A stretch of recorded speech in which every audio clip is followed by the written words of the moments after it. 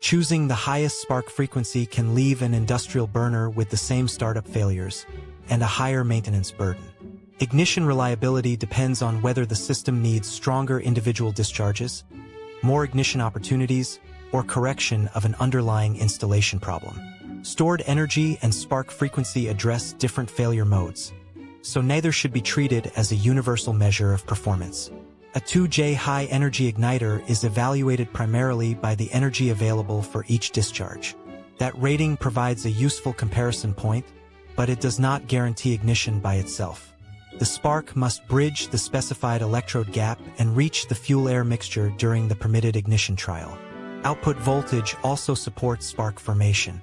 A device rated at 2,500 volts must still be assessed alongside cable length, insulation condition, connector quality, electrode spacing, and contamination.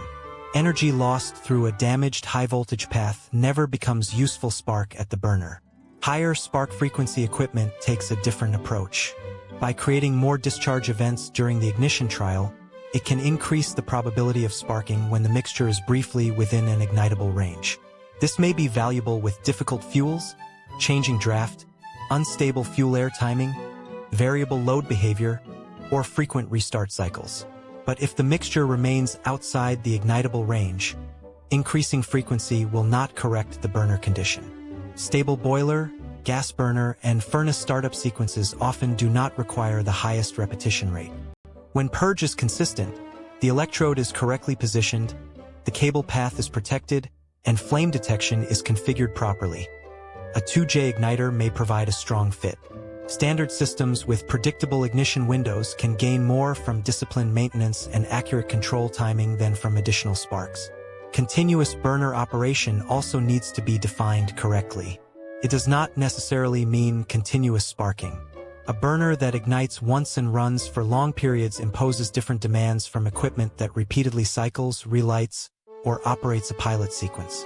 Duty cycle therefore includes the frequency of starts, the duration of ignition demand, heat exposure, and the time available for components to cool.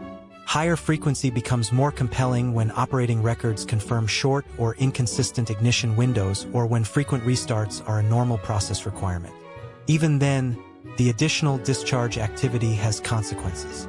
More frequent sparking may increase electrode wear, cable and connector stress, internal heating and maintenance requirements, spare part availability, inspection intervals, cooling conditions, and troubleshooting documentation should be included in the buying decision. Before changing igniter type, examine the full electrical and mechanical path.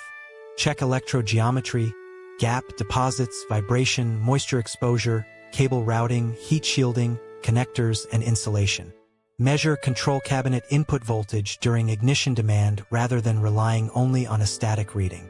A nominally compatible supply can still dip under load because of wiring, protection devices, or other cabinet loads. A stronger or faster igniter cannot reliably compensate for voltage loss or deteriorated cable insulation. A practical comparison should cover 6 areas: burner duty cycle, fuel and air stability, electrode environment, control timing and flame response, electrical compatibility, and maintenance burden. For a stable boiler startup, 2J energy is often suitable when the installation is maintained. In a large furnace where downtime is costly, documented redundancy and wiring architecture may matter as much as frequency. With difficult mixing or frequent restart duty, higher frequency may warrant testing, but burner records and restart history should first demonstrate that limited ignition opportunity is the actual constraint. In retrofit cabinets, input range and voltage under load must be verified before diagnosing low spark performance. The final procurement question is not which igniter produces more sparks. It is which configuration resolves the documented ignition problem with acceptable wear, integration risk, and lifetime cost. Confirm the required discharge energy, justify the required spark rate, review cable losses, verify electrode and ignition gun compatibility, and request installation drawings, commissioning steps, maintenance procedures, and relevant test evidence.